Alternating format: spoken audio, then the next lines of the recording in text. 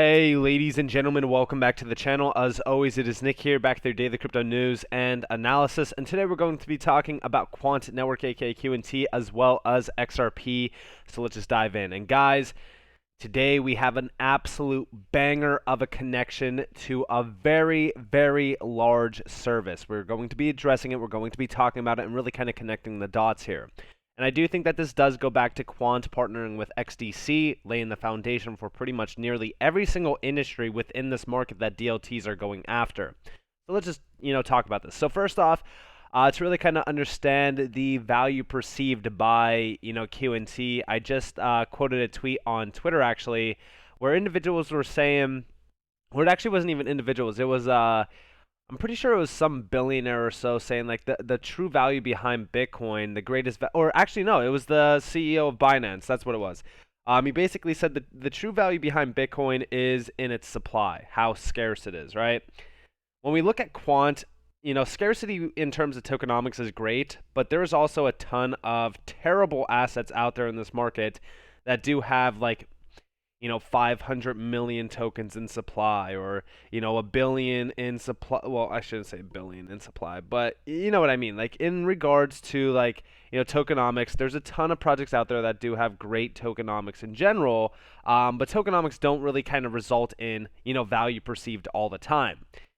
When we really kind of look at Quant and we look at the tokenomics combined with the utility, combined with what we have been seeing within this market, it really kind of opens the door for what lies beyond. I've said this time and time again, okay? When we were down here at roughly $42, okay, I said that I'm accumulating. We, tapped this zone multiple times, accumulated it. Of course, did I ape heavy? No, my buy range was still kind of around like roughly the $30 to $40 range. But I still did, average in, and I continued to average in here and there. But the reason why like $42 just seemed great to buy is because look at our recent high up here at $400. It's nearly a 10x opportunity. Now, of course, at some point in time, I do believe that we will see a 100x opportunity from even the levels that we are at now. It's going to take some time, but we will get there. In regards to the holders tab, yes, we are extremely early compared to something like Bitcoin, and I do think that when we really kind of compare and contrast QNT to Bitcoin, a lot of people kind of say, no way, never going to happen, there's only one Bitcoin, nothing will ever replace Bitcoin, Bitcoin is basically the king. There is, infinite things that people say to really kind of disregard the fact that QNT is essentially going to basically become the next Bitcoin. Why?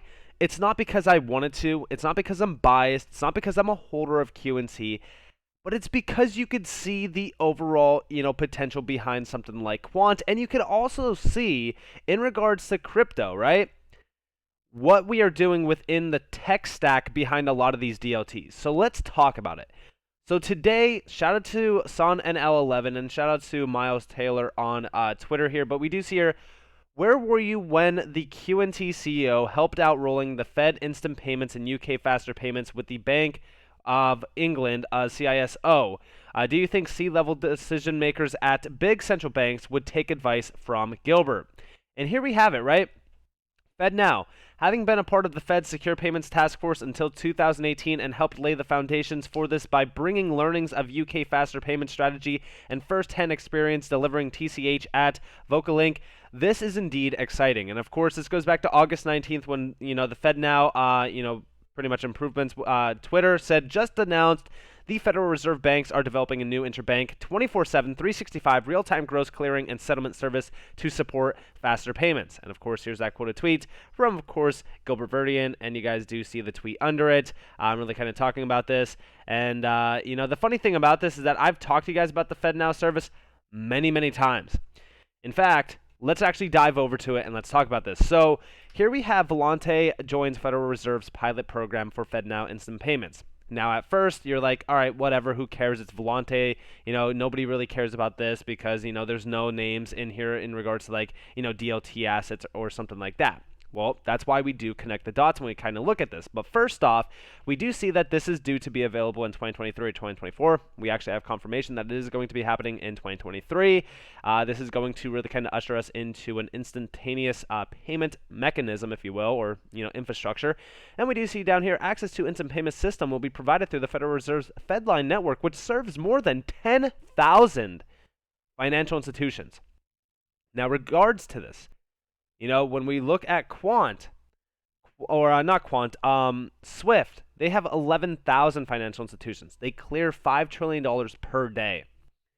Imagine the scope of this in regards to how large of, the volume aspect will flow over something like the Quant network. Okay, and we're going to be addressing it. Volante is a member of the U.S. Faster Payments Council. In 2017, in the U.S., Volante enabled the first real-time payment over the clearinghouse RTP network between two banks, BNY Mellon and U.S. Bank, which, of course, are working with them. And we do see down here, Volante's cloud-native and API-first solutions are an ideal fit for the demands of ISO 20022-based instant payments networks like FedNow. Now, of course, I know that a lot of people kind of get caught up in ISO 20022. Just know it is a messaging format, but it does allow for things like this to be adopted in. It's a perfect fit for a lot of these technologies, especially like when you look at RippleNet. Now, let's move on and really kind of look at this. So since this document, which was January 2021, we shortly after seen February in 2021, Federal Reserve Payments Pilot incorporates Ripple partner Volante Technologies. This was huge because, of course, we do see Volante Technologies saying proud to be, leading the way in implementing the Federal Reserve upcoming instant payment offering FedNow service as a pilot participant.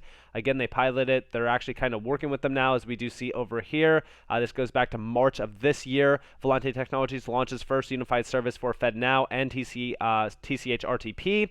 Again, this is focused on instantaneous payments. It is going to be including, banks, credit unions, industry bodies, to shape the future of U.S. payments. Again, the entire payment infrastructure is getting absolutely disrupted by cross-border payments, like cross-border payment settlement systems that could clear payments in an instant, as well as lowering the cost, streamlining it in terms of a scalable way. Like everything that we have been talking about is essentially being, printed out right in front of our face.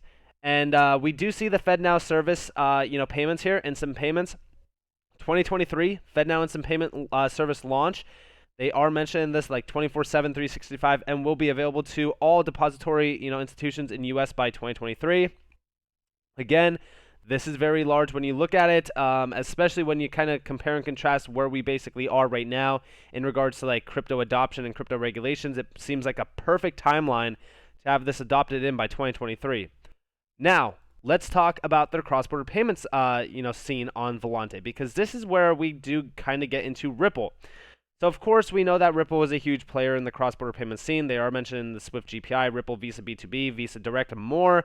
They're talking about, they want, better, faster cross-border payments options. Banks must improve their cross-border payment services, if you will, and of course, next-generation cross-border mechanisms, Swift GPI, Ripple, etc. They are mentioning them in terms of like gaining traction. And then we do see VolPay, cross-border payments. Now, this is where things kind of get very interesting. So, they are mentioning a few things down here in terms of like connections, but they are doing it through API-based solutions. Of course, they're talking about, the overall demand around this, where they could basically be disrupted. You do see like Zelle, etc., and things like that. And then we do see down here VolPay, supports all major cross-border payment networks. We do see Ripple. We view Volante as a critical partner for building Ripple's new real-time data-rich payments network. And of course, we do see Swift as well over here. And the funny thing about this is that, Volante Technologies is a massive giant. We always really kind of looked at their customers. We looked at the, about section on them. Like this is, for the most part, connected to some large players, 100 plus customers in over 35 countries. You do see like a few of them here. I mean, Citi as well, BNY Mellon. I mean, it's huge in regards to how large Volante Technologies actually is. I've broken it down multiple times in regards to, Ripple and XRP. And yeah, I mean, you do see like they are literally processing trillions of dollars move through our systems on a daily basis. We process over 800 million transactions a day.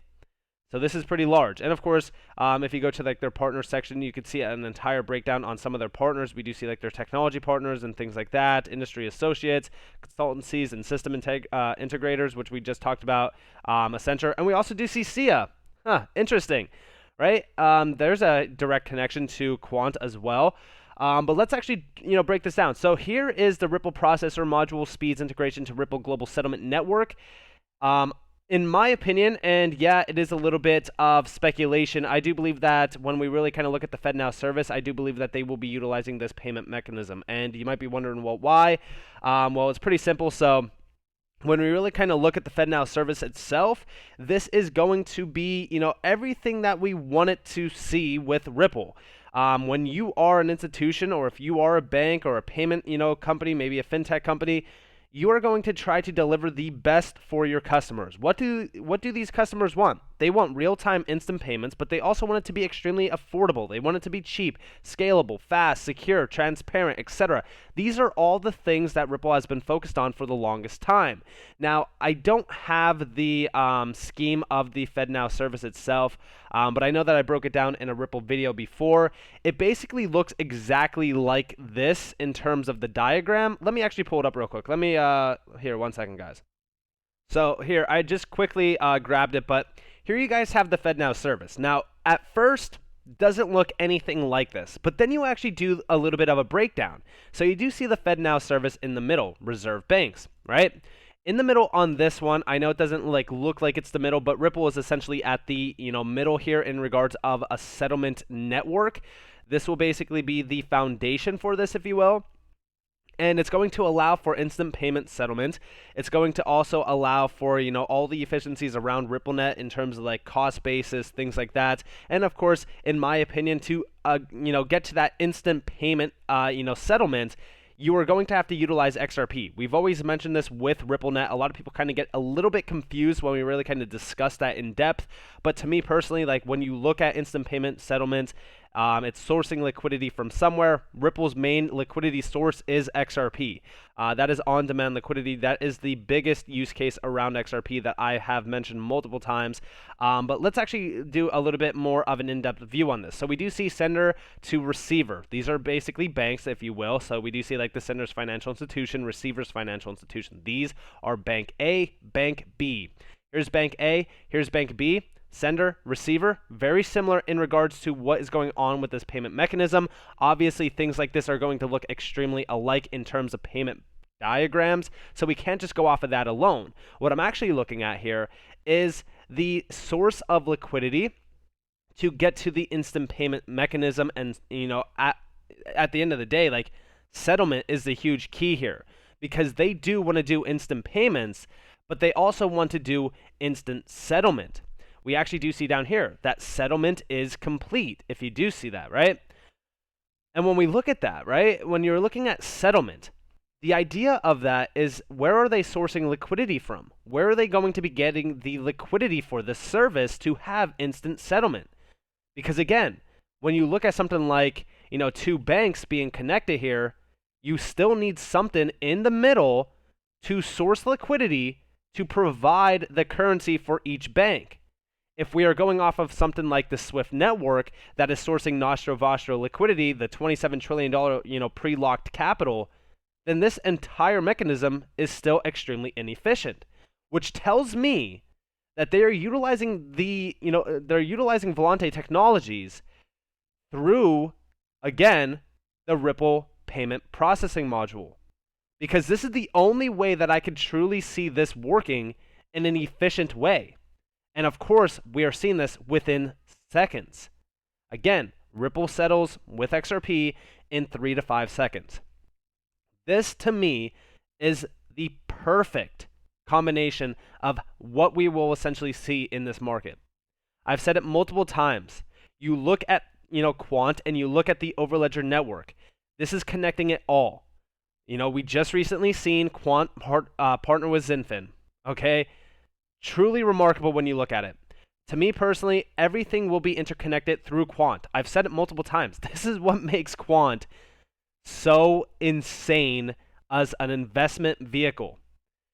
Because all of these DLTs that we look at on a day-to-day basis, like we look at XRP as being, a B2B institutional settlement token. Then we look at like XLM as being P2P and like, small businesses, if you will. That's what we really kind of look at that in terms of like, sourcing liquidity as a fiat to crypto bridge. We look at like IOTA, we look at, Algorand, Zinfin, like all of these assets have specific use cases and niche audiences that they are going after in regards to like industries. And it all comes back to one, Quant. Because all of these assets will not be adopted in without there being an interconnectivity bridge between the legacy platform and the DLT platforms. That's what we're basically seeing here with Quant and Ripple, right? The reason why I say that is because like Quant is already working with Ripple in regards to like the Digital Pound Foundation, the Digital Euro Foundation. Like they are working together on a large amount of things in regards to even like the UK-based CBDC. And it all comes back to this. When I seen this today, I could not help but to think we finally realized it. We finally understand exactly what has been going on. I've been saying this since I talked about Q&T the first time. Everything will run through Quant. Because at the end of the day, you need that interoperability. Web 3.0, the entire move to Web 3.0 is bringing interoperability between the, Web 3 scene to traditional markets. Everything will be interconnected here. There is only one clear winner within, well, I should say this, right? There's blockchain interoperability out there. There's already, many, projects. You see like Atom with Cosmos. You see like Chainlink with Link. These are great for blockchain and like the Internet of Things to be interconnected. But what Quant's going after in terms of the legacy payment mechanisms with DLT mechanisms, that is huge. That's where we do see like a massive amount of financial opportunity. This is why I say everyone still needs to do more research on Quant if they do not understand it fully. A lot of people don't understand what Quant is doing, and I see that with a lot of comments saying Q&T is never going to be the next Bitcoin. It doesn't need to be the next Bitcoin because this is so much larger than what Bitcoin ever really kind of perceived to be. Q&T is, at the end of the day, the interoperability layer between everything. They are laying the tracks for the new, payment, infrastructure. And this is huge.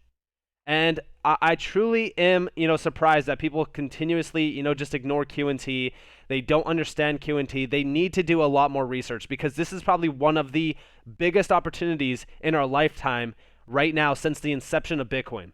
So with that being said, I hope that you guys enjoyed this video. If you guys did, definitely leave a like, subscribe, turn notifications on if you guys want more free content. You guys are more than welcome to follow me on Twitter and join the free Discord down in the description below. As always, after you all have a beautiful day or beautiful night, wherever you guys are in this beautiful world. This has been Nick.